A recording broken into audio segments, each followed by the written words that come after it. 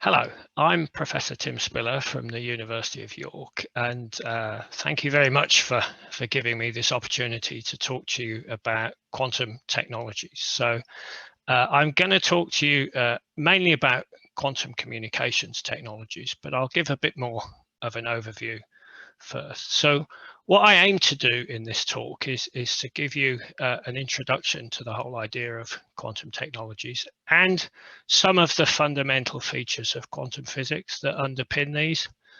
I will focus then on a specific example, which is quantum communications. And I'll try and explain to you at the end of the talk briefly about this quantum communications hub that I run from the University of York and the technologies that we're producing from it. And I'll say a little bit about the UK national programme of which this hub is a part.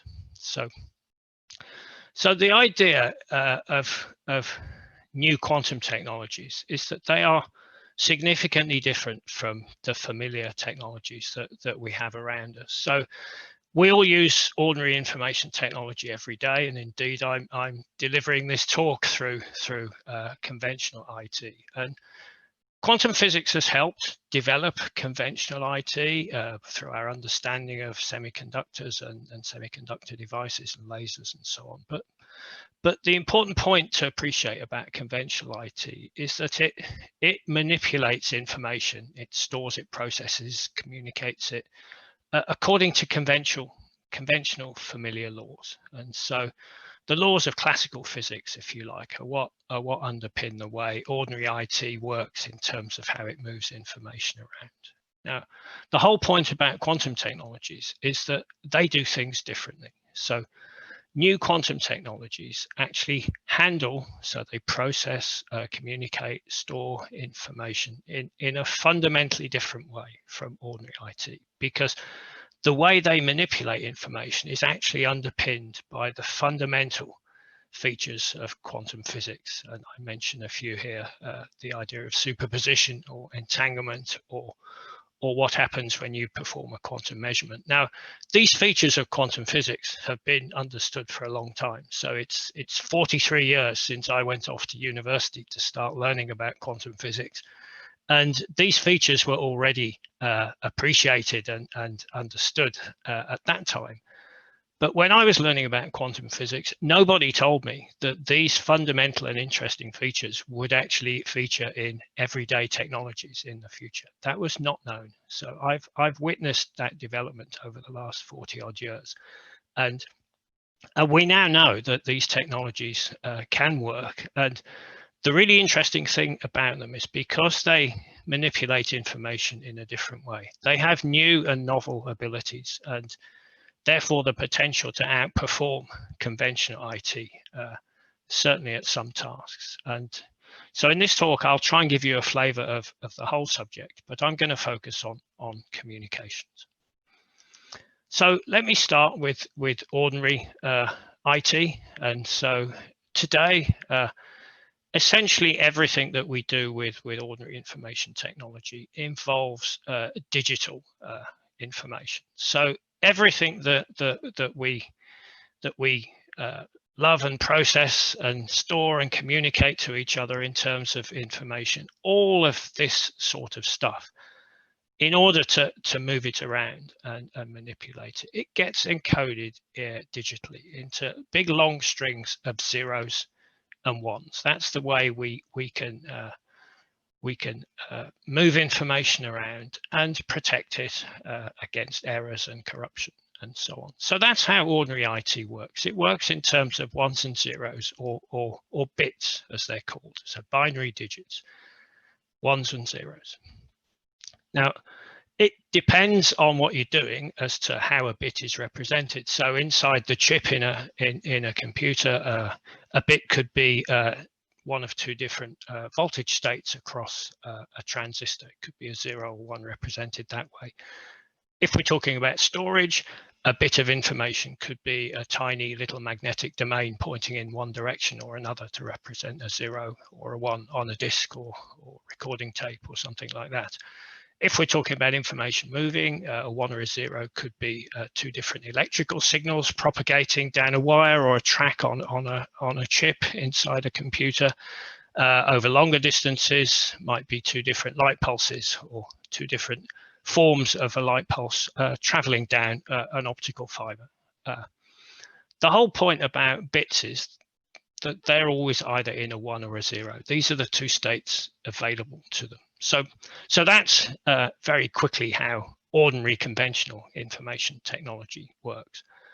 What I now want to do is move to the idea of quantum bits. And so the quantum analog, if you like, of an ordinary digital data bit.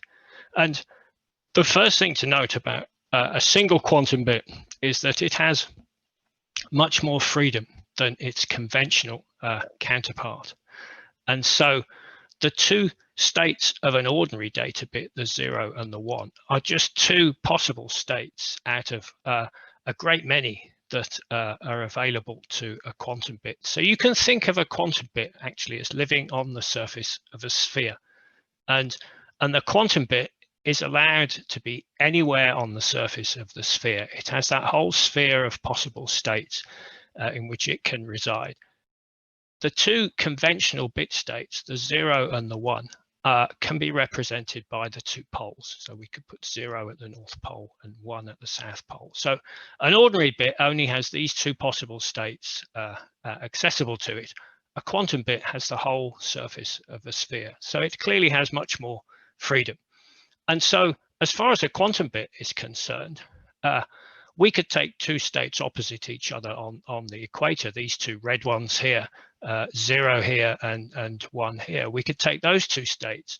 As far as a quantum bit is concerned, those two states are equally good at representing 0 and 1. So I stress that a conventional data bit knows nothing about the rest of the surface of the sphere. So a conventional data bit doesn't know about things on the equator or whatever. But a quantum bit, we can take any two opposing points actually anywhere on the sphere. We can use those to represent a 0 and a 1. But we'll focus on these two red ones along with the white ones in the rest of this talk. Now, I've stressed already that a state like the red 0 is completely alien, if you like, to an ordinary bit. The interesting thing is that if you take a quantum bit in the state, let's say the red 0, then it actually contains information about the white 0 and the white 1 at the same time. It has an amplitude for being white 0 and an amplitude for being white 1, a bit like a musical note has various harmonics in it. If you like, the red 0 state of a quantum bit has two components to it. It has a white 0 component and a white 1 component. And these exist at the same time. It has both of these in parallel, if you like. And the quantum word for this, the proper word for it, is a superposition state. So we say that the red 0 is a superposition of white 0 and white 1. And actually, for a quantum bit equally well, white 0 can be a superposition of red 0 and red 1. It's a symmetric relationship. So that's the idea of superposition. A quantum bit can be anywhere on the surface of the sphere. And that means it can have an amplitude for the ordinary bit state 0 and the ordinary bit state 1 at the same time. So that's the idea of superposition. Here's a few examples. So I've tried where I can, not only to give you the white 0 and the white 1 case, but also the red 0 and the red 1 case where possible. So if we think about matter, if we think about atoms, or possibly ions, if they're an atom that's lost an electron or gained one and is trapped in a little box, then you can take atoms or ions, and they have many energy levels in them, but we can take two adjacent or connected energy levels of an atom, and we can use those to represent 0 and 1. So this here is supposed to be slightly bigger, meaning it's slightly excited relative to this one. So we can use two energy levels in an atom or an ion to represent 0 and 1. It's a bit hard to draw the red ones for that. If instead of matter we think about light, then we can take we can take light right down to the quantum level, and then it comes in little chunks called photons. And if we take a tiny little cavity and we suck out all of the electromagnetic radiation, all of the light apart from just the vacuum fluctuations, and we have it therefore empty apart from those, we could use that to represent 0. And then if we put one electromagnetic excitation back in, one photon, then we could use that to represent 1. So empty cavity represents 0. Cavity with one photon in it represents 1. Again, it's quite hard to draw a superposition of being in these two states, but it gets a little easier if you think about quanta of light traveling. So if you take a single photon of light, you can polarize it in the same way you can polarize conventional classical electromagnetic waves. So you could think of the photon polarized horizontally to represent white 0 and vertically to represent white 1. And then the red 0 and the red 1 are very easy to draw. They're just 45-degree plus and minus linear polarizations of that photon. And so here it's very easy to see the corresponding red and white bit cases.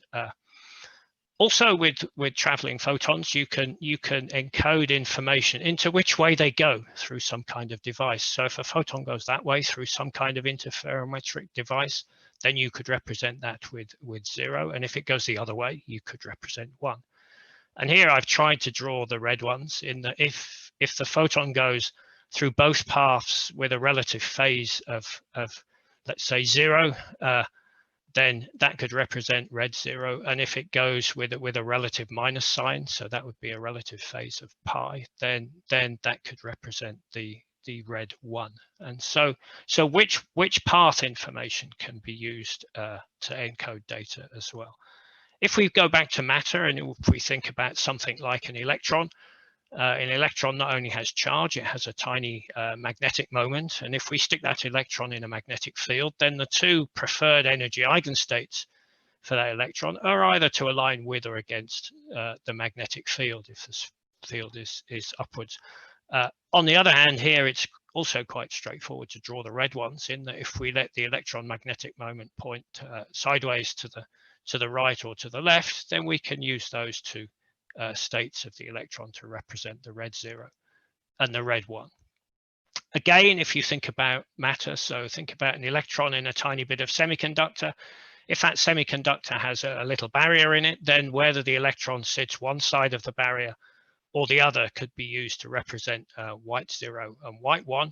And if the electron tunnels through the barrier, then it can be in a superposition of being on both sides of the barrier with one phase to represent red 0 and with a different relative phase to represent red 1. And if instead of a semiconductor device, this was a superconducting device, this would be a pair of electrons, because in superconductors, electrons go around in so-called Cooper pairs. So that's a few examples just to give you a feel of quantum bits. And the one thing I want to stress now is that unlike when I was at university 40 years ago, there are now laboratories all over the world that can take all of these sorts of quantum bits and they can control them. Really rather exquisite control. They can take a quantum bit, whether it's a photon or an electron or whatever, and they can put it wherever they like on the surface of that sphere. So they have the control to manipulate a single quantum bit and effectively put it where they want on the surface of that sphere. So we now have control over quantum systems at that level. And really, the push now towards quantum technology is improving that control and doing it for very many quantum bits at the same time. So that's where we are roughly with the technology at the minute. So this one slide now is going to summarize the fundamental features of quantum physics that underpin effectively all quantum technologies. And then I'm going to focus in on the one that's really relevant for discussing quantum communication. So the first feature, I've talked about one quantum bit being in a state where it has an amplitude for being in white 0 and an amplitude for being in white 1 at the same time. So it has two components to it. The very interesting thing is that if you now, instead of one quantum bit, have very many quantum bits, and I've called that number n, then the number of different possible amplitudes that a state of n quantum bits can have it scales exponentially. So it's 2 to the power n. So every time you add another quantum bit, you double the number of amplitudes in the state of that system. And this exponential growth in the number of amplitudes, so you have a very large number of amplitudes in parallel, is one of the features that underpins the power of quantum computing. So I'm not going to be talking about that in any detail today, but these very large superpositions are what will underpin the power of quantum computing. Another fundamental feature of quantum mechanics is I've called it quantum uncertainty, but what I really mean by that is that if you take a quantum bit and you measure it, so you ask it the question, are you in bit state 0 or bit state 1, then that will introduce a disturbance in general. So if you start with a state and you ask it the question, you'll either project it to 0 or 1. And we'll come back to measurement in just a minute, because that is what underpins quantum communications, really. So this irreversible disturbance is the feature that aids quantum communications technologies. Something else which is very interesting in that if you even take just 2 quantum bits and put them in a state like this, so I've labeled one of them now as orange and the other one as white. If you take 2 quantum bits, you can put them in a state which is entangled, and what it means to be entangled is that the state of these 2 quantum bits cannot be written as a state of one of them multiplied by a state of the other. They are intimately linked together in that there is a correlation between the state of one and the state of the other, such that they're not independent. And the interesting thing about quantum entanglement, and indeed other non-classical states of quantum things, is that you can stretch this out over distance. So I drew this flippant cartoon many years ago about distributing entanglement to Alice on one side of the Earth and Bob on the other. And that's actually not so daft as it seems now, because entanglement has been distributed from a satellite to 2 points on the Earth 1,000 kilometers apart. So entanglement is something that persists over distance, and it's an intimate connection between 2 quantum things. And this can be used for quantum communications, but it also underpins many other aspects of other quantum technologies as well. So that, if you like, is your whole course on quantum physics on one slide that we need. But I'm now going to focus on measurement and what it does for quantum communications. So the idea of quantum measurement is the following. If you measure a quantum system, you disturb it. And unfortunately, if you like, the only way to learn anything about a quantum system is to measure it. So in order to learn about a quantum system that you've got in your laboratory or whatever, you need to perform a measurement on it.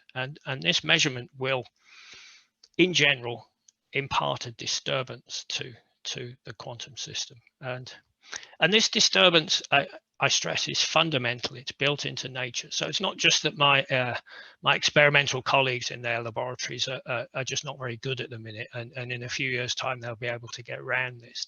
This disturbance is built into nature, and so it is such that you cannot avoid this. And so the one thing that you can do as the person doing the measuring is that you can choose the question that you ask. So, for example, with a single quantum bit, we can choose whether we ask it the question, are you a white 0 or a white 1? Or instead, we ask it the question, are you a red 0 or a red 1? So we can choose that question. We actually can't ask both of those questions at the same time. Nature won't let us do that either for that particular example, but nevertheless, we can choose one or the other. So we can ask the question, but from the possible set of outcomes that question can elicit from the quantum system, what you get is random. And that's where this irreversible disturbance comes in. The answer that you get is random. And at the same time as you getting the random answer, the quantum system, if it's not completely trashed by you making the measurement, will get projected into the state that corresponds to the answer that you found. So here's a schematic experiment. Suppose we take a quantum bit in the state, which is red 0, that sits on the equator and is a superposition of white 0 and white 1. And we ask this qubit in state red 0, what bit value are you? Are you a white 0 or a white 1? So we set up our experiment and we have a quantum bit in state red 0. We send it in, and it so happens that we project it to state 1 and we get the answer 1. So the quantum bit here gets projected to that state there. If we set up exactly the same experiment, we set up our apparatus in the same way, we take a quantum bit in exactly the same state, red 0, send it in. This time we get white 0 and we project the quantum bit instead to the state up here. Now, which of those two possibilities happens is completely random. Because the white 0 actually has an equal component of this and this in it, it is with a 50% chance that you will get a white 0 or a white 1. But it really is random. And in fact, that just as a quick aside, this brings me to the first quantum technology, because you can take this device, if you like, and put it in a box, and it will give you, every time you prepare a red 0 and ask it a question, you'll get a random number, a 0 or a 1. And so random numbers are very useful in cryptanalysis, in numerical modeling, and all sorts of applications. And so having a good source of random numbers is a very useful technology. And people are now developing basically a quantum bit in a box that gets measured somehow and generates a sequence of random numbers. And they're pushing that towards commercial generation of random numbers. And indeed, now you'll find versions of random number generators based on these kind of principles that you can in fact now buy. So that's a first example of a quantum technology. I'm now going to focus on quantum communications. And so the basic idea is that we can utilize this disturbance that happens to quantum systems when they're measured to help us with secure communications. And the basic idea is that the people communicating, and they're always called Alice and Bob. So if Alice wants to communicate with Bob, if she sends quantum things to Bob, then the flippant idea is that anyone having a look in the middle is going to disturb what Alice is sending to Bob, and so we'll get caught. So Alice and Bob will know whether anyone is having a look in the middle or not. And so in the next few slides, I'll try and explain that in a bit more detail about how that works in the case of quantum communications. And so first of all, I want to start with a very simple example from cryptography.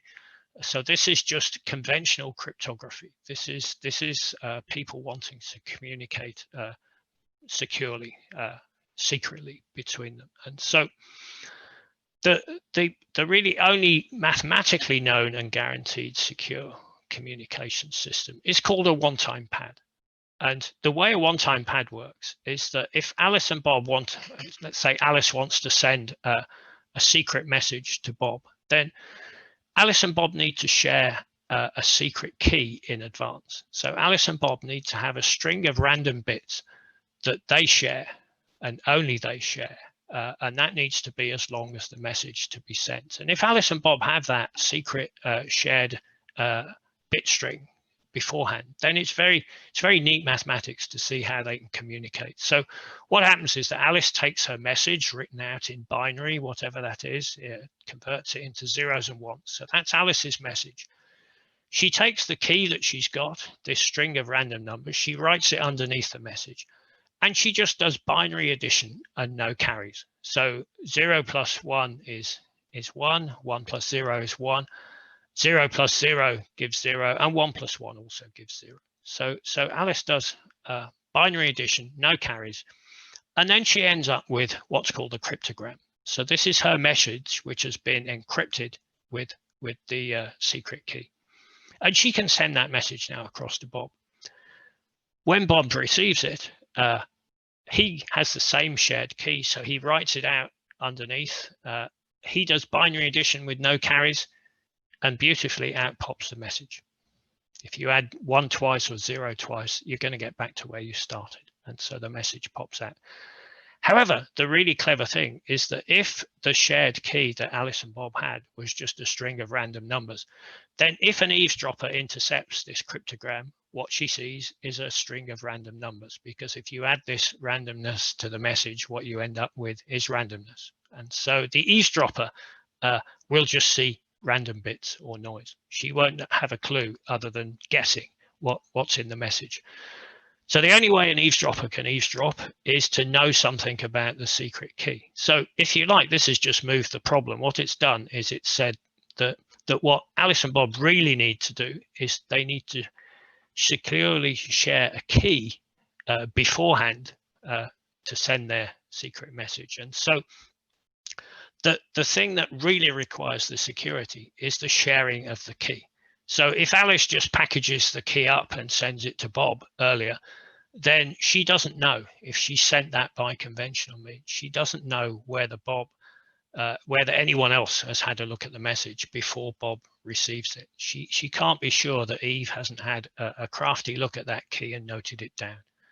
And so that's the problem here. Can one distribute a key from Alice to Bob in a secure way? And that's where quantum physics can help out with distributing keys. And so here's a sketch of how that might work. And this is the reason why I wanted to in particular identify these 4 states of a quantum bit, because we're going to use those to at least illustrate how Alice and Bob can end up with a shared key and have a guarantee that Eve doesn't know anything about it. And so the basic idea is that Alice will send a whole string of quantum bits. So these are bits in quantum states. And just to tell you, actually, we use photons, and I'll come to that a bit later. But Alice sends quantum bits to Bob, and she chooses them at random in the protocol that I'm going to talk about, which is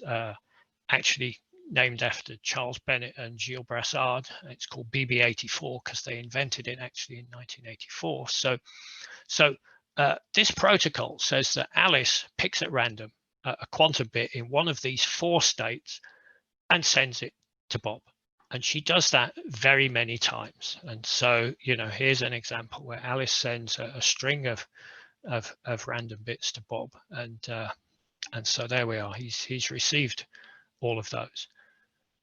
Now you can say, well, what happens if there's an eavesdropper? So this eavesdropper is going to try and intercept some of these quantum bits en route. Well, the thing is, the eavesdropper doesn't know what to measure because she doesn't know what's coming. So she can ask the red question or the white question. As each quantum bit comes along, if she's clever, she can ask it the red question or the white question, but she doesn't know which question to ask. And so because she doesn't know what's coming and she doesn't know what question to ask, if she guesses and just asks the red question or the white question, she cannot avoid corrupting some of these quantum bits in transit. So if we now look again at the same example, so Alice sends these quantum bits to Bob, but now we can see that Eve in 4 of these places has, if you like, asked the wrong question. So Eve asked a red 0, are you a white 0 or a white 1? And she's projected that to a white 1. And the same for these other 4 cases. And she can't avoid doing that with some of them. If she doesn't have the information that Alice is sending, which she clearly doesn't, then she can only guess. And so she cannot avoid corrupting some of these quantum bits. And because she's going to corrupt some of them, then there is a very clever procedure that Alice and Bob can then follow in order to work out what's going on.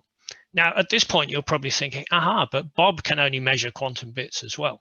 And that's right. Bob can only guess as well. So Bob can only ask the white question or the red question. But here's the clever thing. If Bob asks the white question or the red question, he's going to mess up some of the quantum bits that Alice has sent. But If Bob then tells Alice, and you can do this via so-called public communication, so Bob can shout it out. They don't care if the eavesdropper hears this or not. What Bob can say after they've done this procedure is he can announce to Alice which questions he asked. So he can say, I asked the first quantum bit the red question, the second one the white question, and so on. He can identify the questions that he asks, but not his results. And then Alice, because she knows what she sent, can tell Bob, well, keep the first one, keep the third one, keep the fifth one, and so on. So Alice can tell Bob what to keep, which are the ones where he asked the question that corresponded to what Alice sent. So if Alice sent something that was a white 0 or white 1, and Bob asked the white question, then he will have got exactly that answer. And so, or in the red case, similarly. So between them, Alice and Bob can identify which data to keep. And then they can, having decided what data to keep, they can sacrifice a little bit of it and compare it. And they can see how many errors they've got. And they can work out whether an eavesdropper has been at work. And in fact, they will usually attribute all the errors that they see to the work of an eavesdropper. So they take a kind of worst case scenario and assume that any error they see in the data they've chosen to keep is due to Eve.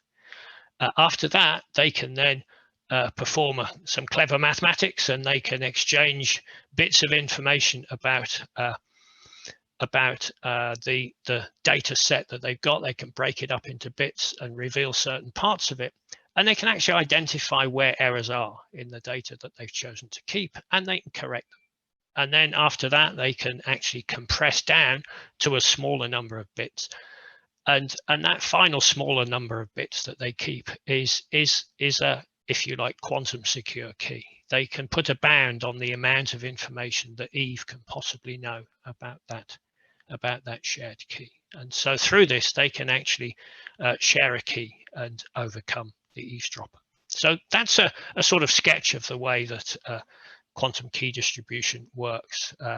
And once Alice and Bob have shared the key, they can use it in that one-time pad scenario that I just described to do encryption that way, or they can use it for other things as well. And I'll mention a couple of those in a while. So here's an example, and as I've said, this is the BB84 protocol as first described by Charles Bennett and Gilles Brassard quite a number of years ago now. And so how it would work in practice is that Alice will actually send small light signals, individual photons or light signals that are down at the quantum level in some way. And so if we think about polarization, as per my example earlier, then Alice can choose to use the vertical and the horizontal polarizations of light and the plus and minus 45-degree polarizations of light. And then if Alice uses these two to represent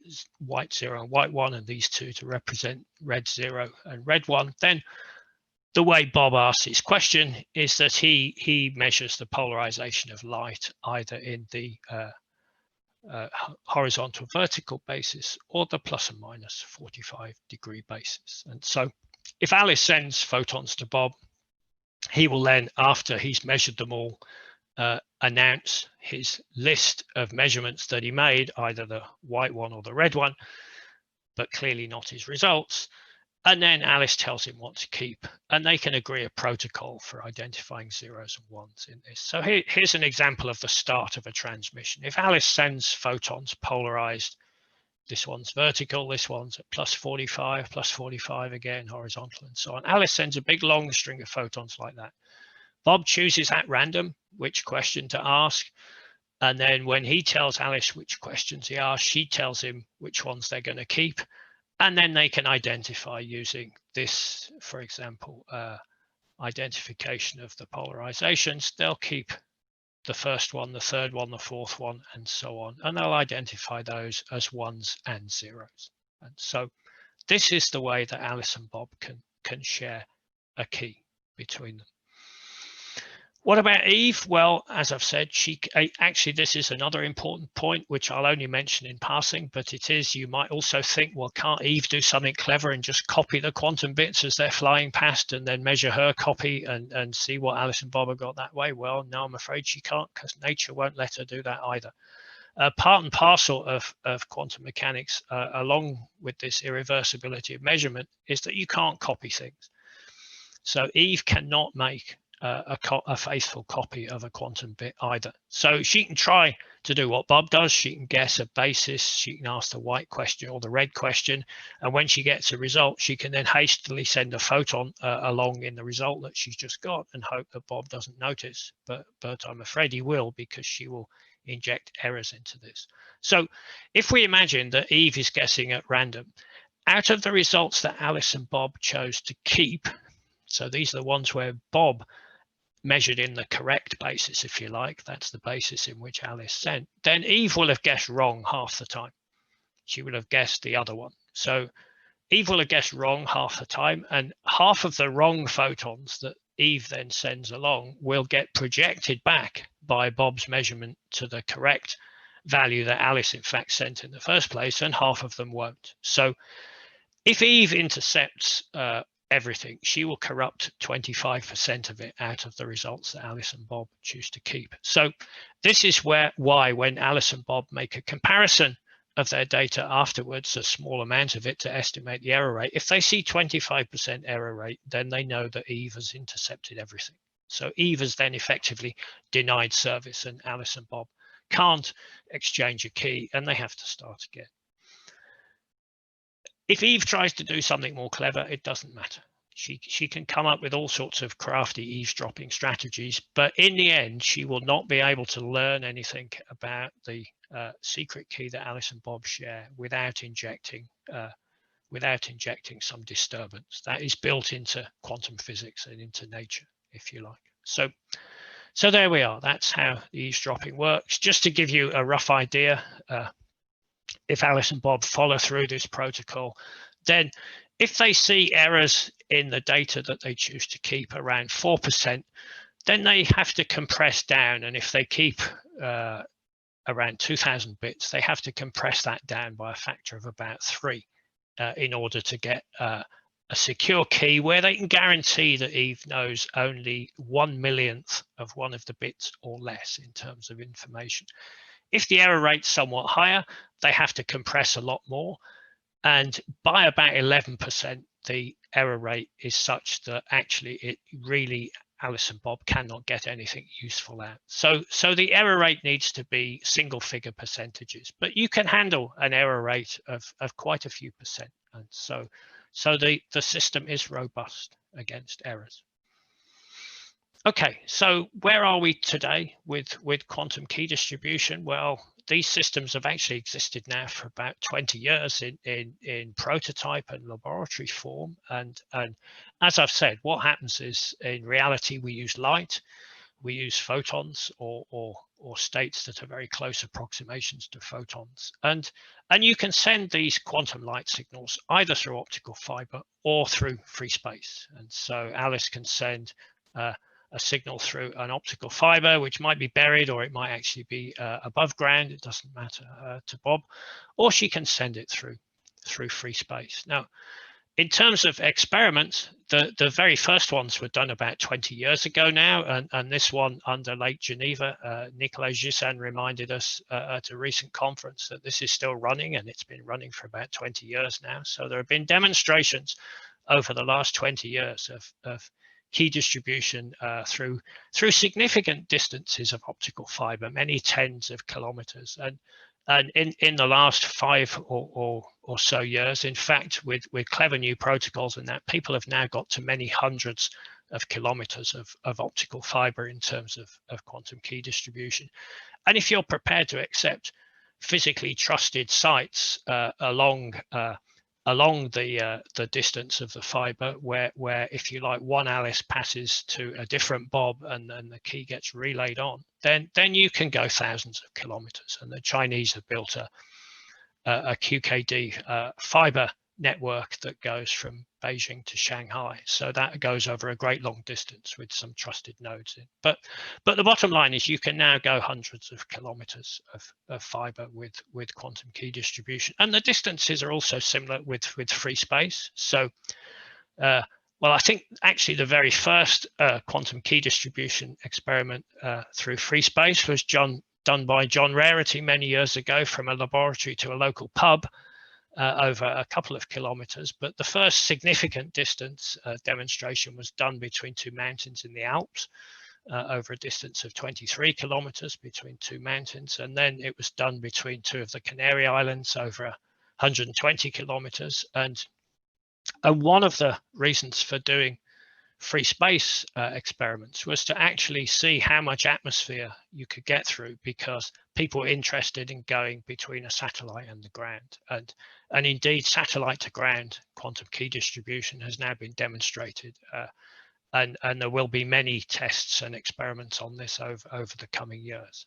So that's where we are with quantum key distribution today. So I'm now going to move over and talk just for a few minutes about the UK national programme and what we're doing in that. And so in December 2013, the Chancellor in the UK at that time found some significant money, £270 million at that time, to support a new UK programme in development of quantum technology. So at that time, and indeed before that time, we were all aware that quantum technologies had this significant potential, and various countries have now established national programs. So the UK one was triggered off in late 2013, and the actual program started around the end of 2014. So the first 5-year phase of that ran until late last year, and we're now just in the second phase of that. And so in the UK, this £270 million was used to set up very many things, and I'm not going to go through them all in detail, but I'm going to pick on one in particular. But it was used to set up 4 big quantum technology hubs, as they're called, and each of these was established to develop technologies in a particular technology direction. We also had significant investment in training for new people to come into the subject. We had some funding for industry-led projects that could further develop towards commercialization, and there was investment in our national lab and various other things. But this big investment was mainly to get the stimulation of turning the basic research in quantum physics and the understanding that we had about how these technologies could work into actual working technology. So that was the focus of this investment. And as I've said, we're now continuing in a second 5-year phase, and the total budget that will have been spent, including all of the private investment that's gone into this from companies and so on, in addition to the government investment, it'll be about £1 billion over the full 10-year period. So it's a very substantial program that the UK has invested in. Just to briefly mention these 4 technology hubs. So in the UK, 2014, 4 hubs were started, and they are now continuing with some changes and evolution of their investigations into phase 2. But the 4 hubs that were identified were kind of set up to cover the whole of the possible quantum technology sectors. And so there's a hub that was looking into various sensing and timing technologies, and that's led by the University of Birmingham. And actually most of the work, not all of it, but most of the work that they look at focuses on using atoms in various forms of sensors or in atomic clocks. There is a hub that's led by the University of Glasgow. Their main focus is using light and doing all sorts of clever imaging based on using non-conventional states of light or non-conventional detectors in order to image things in very clever ways. Quantum computing is obviously something that's very well known. it's the, if you like, the long-term goal in quantum technology to establish a quantum computer. There's the University of Oxford leads the hub that's focused in the UK on computing and simulation.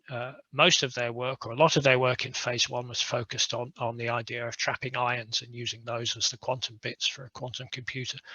But they're using photonics and now many other platforms in their investigations to see which of those is perhaps the best way forward, if you want to put it that way. And in addition, actually, to all this now, the UK is establishing a national quantum computing centre, which will take the outputs, if you like, from the computing and simulation hub and push those even further towards commercialization.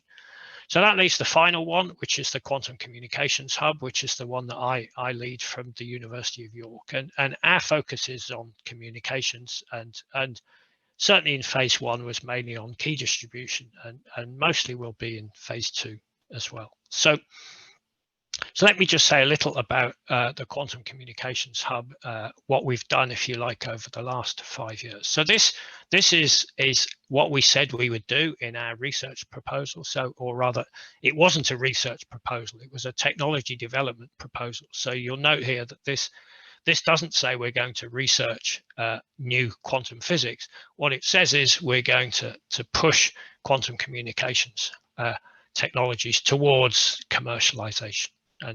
And so most of what we did over the last 5 years, and I've got a slide in a minute that summarizes our achievements, is that we took basic ideas and things that were already known to work with key distribution, and we pushed those as far as we could towards commercialization. In addition to that, we looked at some new approaches and things that go beyond key distribution, and we've pushed those actually now, if you like, out of the laboratory and into the real world. So things that were just laboratory demonstrators in other new technologies have now made it out of the laboratory into real demonstrators.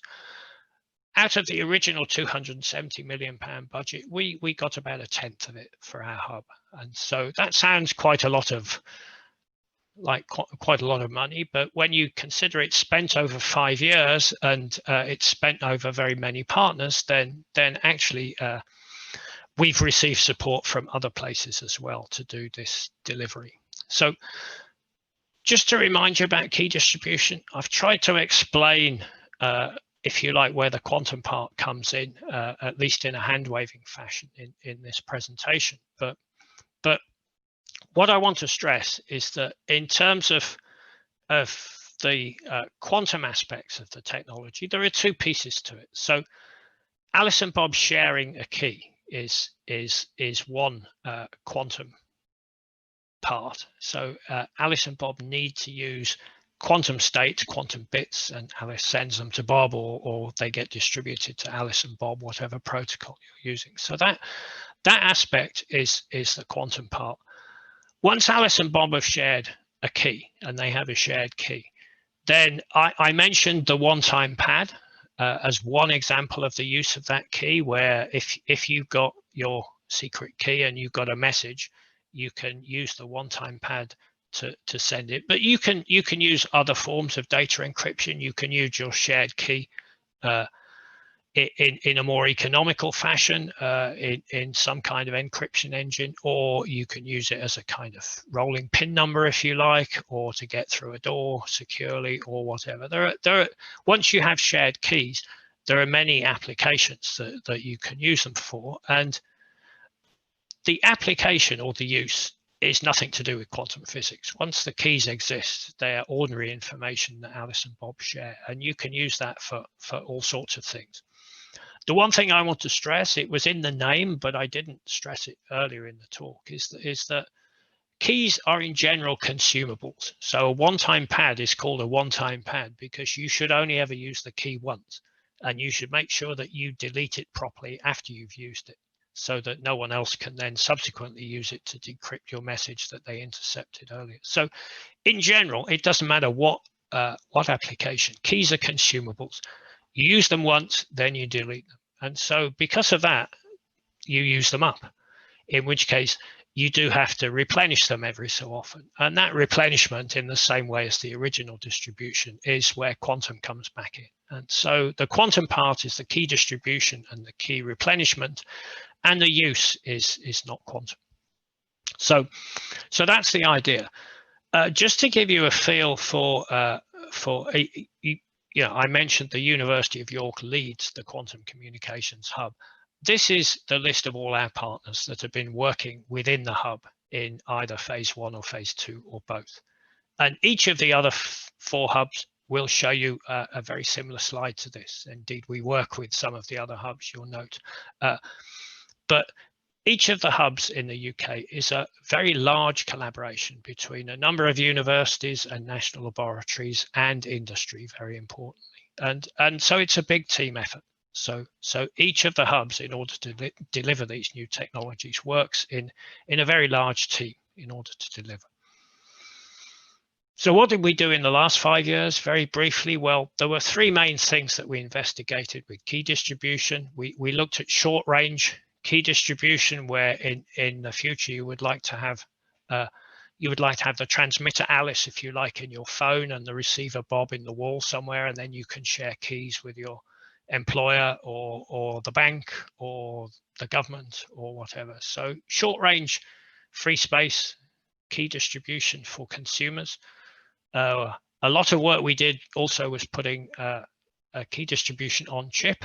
And so if both Alice and Bob can be on a chip, then clearly you can deploy them much more readily than you can the current technologies, which are in general a bit more bulky than that. And so so the idea of putting Alice and Bob on chip is something that's very good to pursue. The other thing that we did over the last 5 years is that we've built the UK's first quantum network. So we have a network that goes around Bristol. This is a fiber network. We have a network around Cambridge. We're in the process of connecting the 2 together using optical fibers. And there's also a connection from Cambridge to British Telecom, one of our industry partners.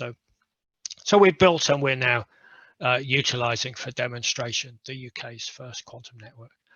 As I said, we looked into a few things that go beyond just key distribution, and certainly in all of this work, it's been very crucial that we've worked with industry. And so they've been partners in the hub, but in addition to that, some of the work that we've done in the hub has underpinned projects that are now funded and led by industry. So they're funded partly through this is Industrial Strategy Challenge Fund. So Innovate UK is the part of UK research and innovation that funds industry-led projects. And so all the hubs indeed are feeding now their work into industry-led projects funded by Innovate UK. We've also done some work on standards, particularly through our partners in the hub, Toshiba and the National Physical Laboratory. So they've input work into standards through the ETSI, the European Telecom Standards Institute, over many years now. And we've also funded some small projects in the last 5 years that have actually led to larger projects in what we're doing over the next 5 years. And notably, we also funded the Quantum Ambassadors Scheme, which is putting, if you like, quantum technology information into schools and into the school curriculum in the UK. In the next phase, so that's the one that started about at the end of last year, so almost a year ago now. In the next phase, we're doing some further investigations on what we've started in phase 1. So we're going to, over the next 5 years, use the network that we've built, the fiber network around the UK, as a test bed. We plan to expand it and use it for demonstrations. We're going to be pushing QKD in new directions, either using continuous quantum light signals, but still down at the quantum level for a different form of QKD. And we're going to be looking at the trendy word for this now is the quantum internet. So this is sharing quantum entanglement over a network, and we're pushing on now in that direction as well. We're going to do more work on the handheld consumer QKD, Alice in your phone and Bob in the wall, and also distribution of quantum signals within rooms for connecting computers, perhaps to a device in the ceiling for secure communications. One big thing we're going to be doing over the next 5 years is actually launching a CubeSat to do investigations of QKD from a CubeSat transmitter to a ground-based receiver. So that's a major new addition to our hub going forward. We're going to continue some chip-based work, looking at new protocols and things like that. And we're going to look at protocols that go beyond just key distribution. So if you like, the quantum analogs of other forms of transactions that you want to do with information securely. In order for Alice and Bob to work well, you clearly need very good quantum sources and then very good quantum detectors. And we have ongoing work looking at those. We're going to continue our standards work because standards are very important for new technologies so that there's interoperability. And we're going to look at combining quantum key distribution with new forms of mathematical cryptography. And I'll say a little more about that in just one slide.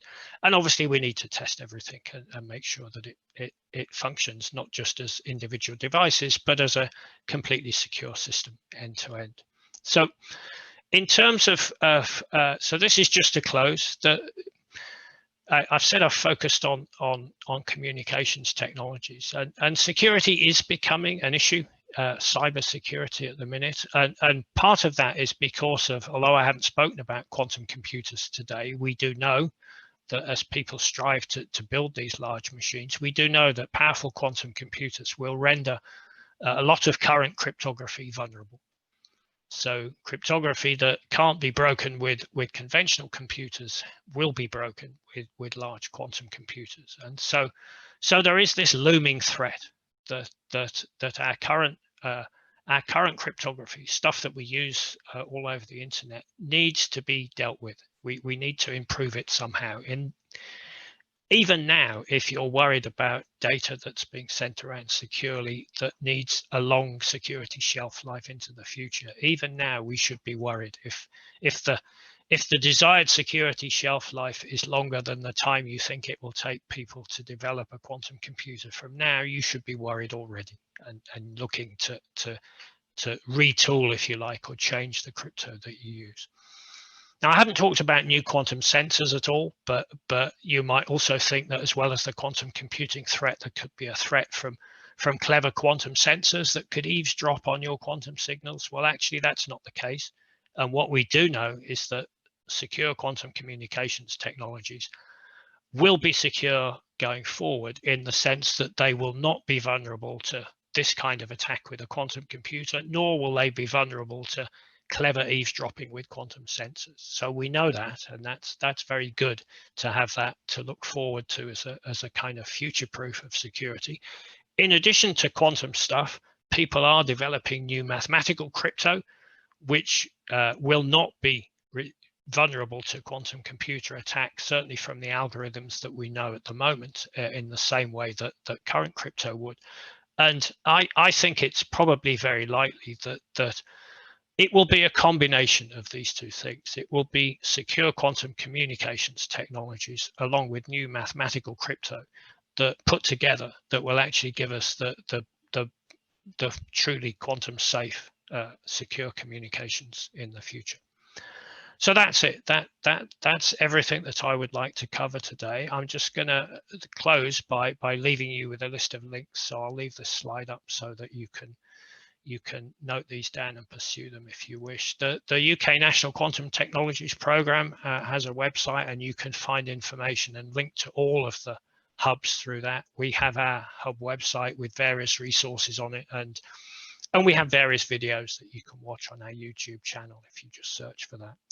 So thank you very much. Thank you for listening.